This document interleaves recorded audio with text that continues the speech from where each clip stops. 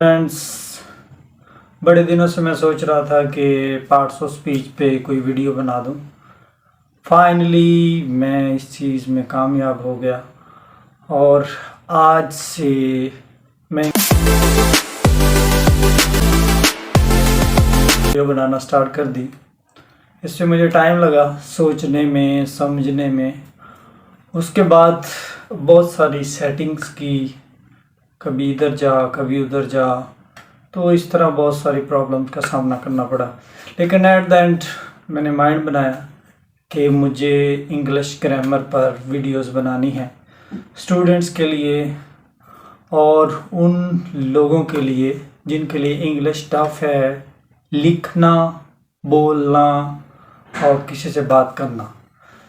तो आइए हम इंग्लिश का बाकायदा आगाज़ करते हैं कि इंग्लिश में क्या चीज़ें ज़रूरी हैं और उसमें क्या क्या चीज़ें होनी चाहिए, किन चीज़ों का समझना आपके लिए ज़रूरी है। उसमें से आज मैंने एक जो चीज़ चुनी है वो पार्ट्स ऑफ स्पीच है। अब पार्ट्स ऑफ स्पीच क्या है, जैसे मैं बात कर रहा हूँ तो सेंटेंसेस बना रहा हूँ। सेंटेंसेस कैसे बना रहा हूँ, उसमें सब्जेक्ट का इस्तेमाल कर रहा हूँ, वर्ब का इस्तेमाल कर रहा हूँ, ऑब्जेक्ट का इस्तेमाल कर रहा हूँ। तो ये हो क्या रहा है कि डिफरेंट पार्ट्स मिलके स्पीच कनेक्ट कर रहे हैं। मतलब आप जब बोल रहे हैं तो एक वर्ड से आप नहीं बोल रहे। मतलब एक आप वर्ड बोलें लॉनली, तो ये कोई वर्ड नहीं है। मतलब एक वर्ड तो ज़रूर है लेकिन इसका कोई स्केच नहीं है, इसकी कोई समझ बूझ नहीं है। तो इसीलिए इसको कंप्लीट करने के लिए मैं इसके साथ कोई भी फिक्रा जोड़ लूँगा तो वो उसका पार्ट बन जाएगा। तो हिस्सों को मिलाने के लिए हम पार्ट्स ऑफ स्पीच का यूज़ करते हैं। मतलब अगर मैं एक फिक्रा इस्तेमाल करूँ, I am going to school, तो अगर मैं बोलूँ आई तो उसका कोई फ़ायदा नहीं है। अगर मैं बोलूँगा I am going to school तो उसका फ़ायदा है, क्योंकि उसकी एक सेंटेंस की समझ आ रही है, इसके स्ट्रक्चर की समझ आ रही है। अगर मैं अकेला बोलता रहूँ लॉनली लॉनली तो उसका कोई फ़ायदा नहीं है। तो इसीलिए ज़रूरी है कि पार्ट्स ऑफ स्पीच के बारे में हमें कंप्लीट आइडिया हो, पार्ट्स ऑफ स्पीच को हम जानें समझें। और ये समझ लें इंग्लिश का पिलर है, इंग्लिश की बुनियाद है। अगर ये आपको आते होंगे तो डेफिनेटली आप कुछ भी लिख सकते हैं, बोल सकते हैं और सेंटेंस की फॉर्मेशन बना सकते हैं। तो आइए इसका बाकायदा आगाज़ करते हैं अपना टाइम वेस्ट किए बगैर। तो सबसे पहले हमें पता होना चाहिए कि पार्ट्स ऑफ स्पीच होते क्या हैं। इंग्लिश में अगर इसको कोई बोलेंगे तो building blocks of the English.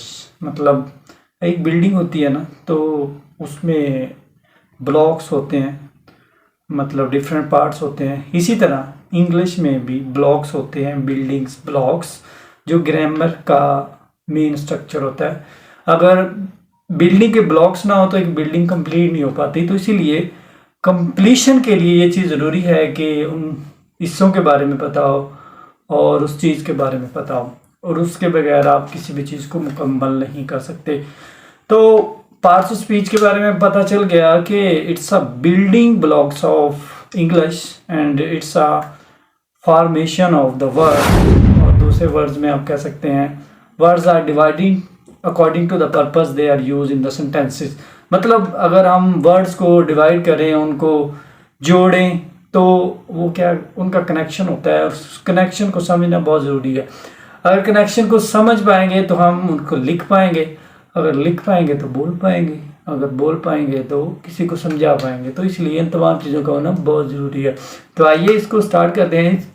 Totally parts of speech 8 होते हैं, लेकिन समटाइम लोग कहते हैं कि 9 होते हैं। आर्टिकल को भी पार्ट्स ऑफ स्पीच में कंसिडर करते हैं। तो आइए डिस्कस करते हैं कौन कौन से हैं। फर्स्ट वन पे है नाउन,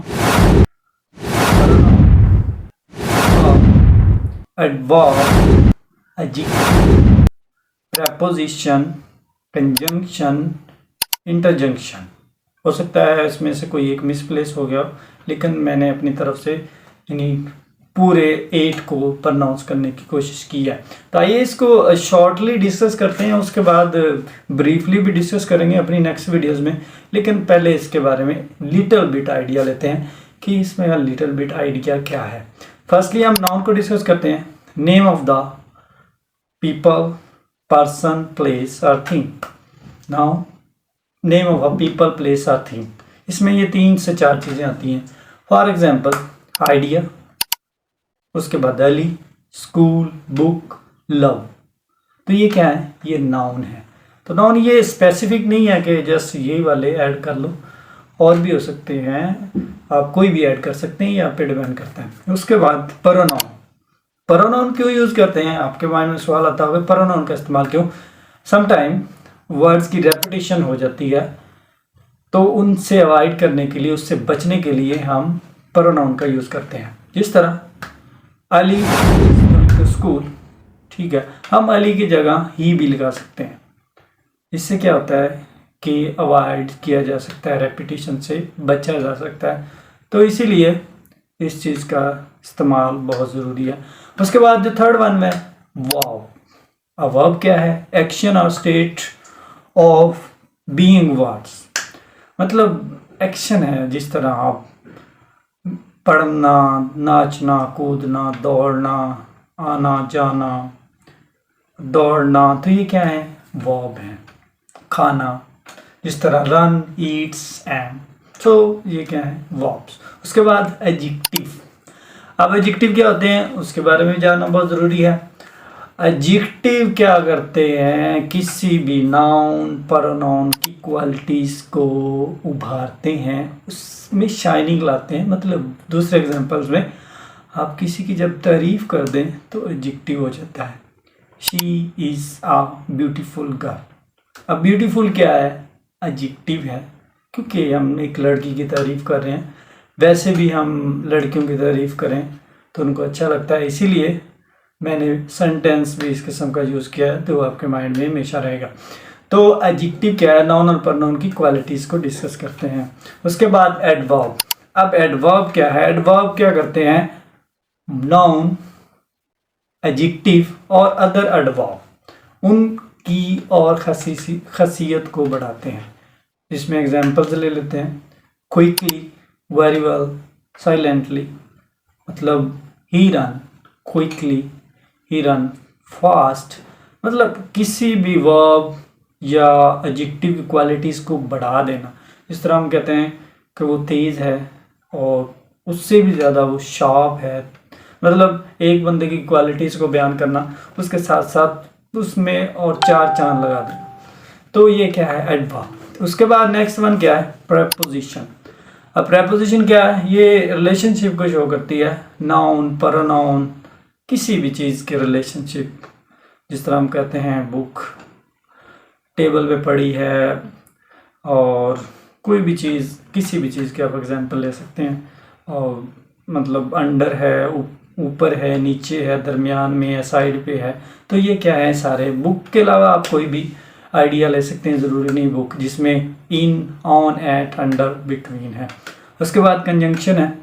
अब कंजंक्शन का क्या काम है? उसका ग्रामर में क्या काम होता है? ये फ्रेजेस और क्लासेस को जोड़ता है. अब फ्रेजेस और क्लासेस क्या होते हैं, जिसको हम मज़ीद किसी लेक्चर में डिस्कस करेंगे. मतलब एंड हो गया, बट हो गया, बिकॉज, सो, ये क्या है? ये आपके कंजंक्शन है और फ्रेजेस को जोड़ते हैं. फ्रेजेस कोई भी हो सकती है. उसके बाद इंटरजेक्शन है.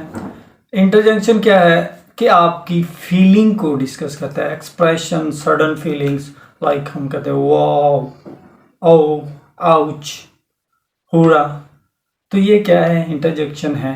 ये अपनी एक नई क्वालिटी रखते हैं, और ये बाकी जो पार्ट्स ऑफ स्पीच हैं उनकी निस्बत ये अलग से इनकी प्रोनाउंसिएशन है. वाओ, ओ, मतलब ये सडन फीलिंग्स, या फौरी से कोई खुशी मिल जाना, फौरी से कोई सैडनेस, गम मिल जाना. तो इनका क्या रोल होता है? इनका ये रोल होता है कि ये आपकी फीलिंग्स को सडन शो करते हैं. तो ये क्या था? ये 8 पार्ट्स ऑफ स्पीच. आर्टिकल भी आ जाता है इसमें, लेकिन सम टाइम कहते हैं कि आर्टिकल पार्ट्स ऑफ स्पीच का हिस्सा है, लेकिन मोस्टली ये कहते हैं कि 8 पार्ट्स ऑफ स्पीच हैं. तो ये ब्रीफली इसका इंट्रोडक्शन था. अब इसको हम रिकॉल कर लेते हैं कि parts of speech basically building blocks हैं. उसमें क्या क्या? नाउन है, pronoun, verb, adverb, adjective, conjunction, interjection. Noun क्या है? नेम है, प्रोनाउन, रेपिटेशन से अवॉइड करने के लिए। वर्ब एक्शन है, एडजेक्टिव नाउन और प्रोनाउन को क्विकली डिस्क्राइब करता है और उसकी क्वालिटी को बढ़ाता है।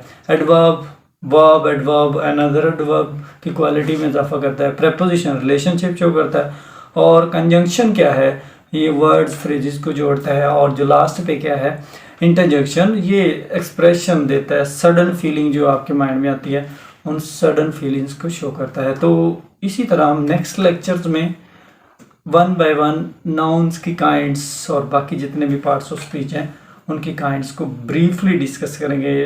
नेक्स्ट लेक्चर मिस ना कीजिएगा और ज़रूर सुनिएगा। हम ट्राई करेंगे इसको डिटेल में डिस्कस करें ताकि हर स्टूडेंट को इसकी समझ आ जाए। कोई मुश्किल काम नहीं है इंग्लिश सीखना। हमारे माइंड में मुश्किलात हैं, हमारे माइंड में नेगेटिविटी है और माइंड में फेयर होता है कि हम कुछ भी नहीं कर सकते, कुछ सीख नहीं सकते, इंग्लिश मदर टंग नहीं है तो it's not easy to speak and write, everything is there, but according to me it's easy. हम इसको ईजी बनाएंगे। कोई भी चीज़ ईजी होती नहीं है, कोई भी सब्जेक्ट ईजी है नहीं, उसको ईजी बनाया जाता है और ईजी बनाकर प्रेजेंट किया जाता है। और मेथड जो होता है ना वो ही डिस्क्राइब करता है कि इस चीज़ को आपने कितना ईजी बनाया है और कितना ईजी बनाने की कोशिश की है।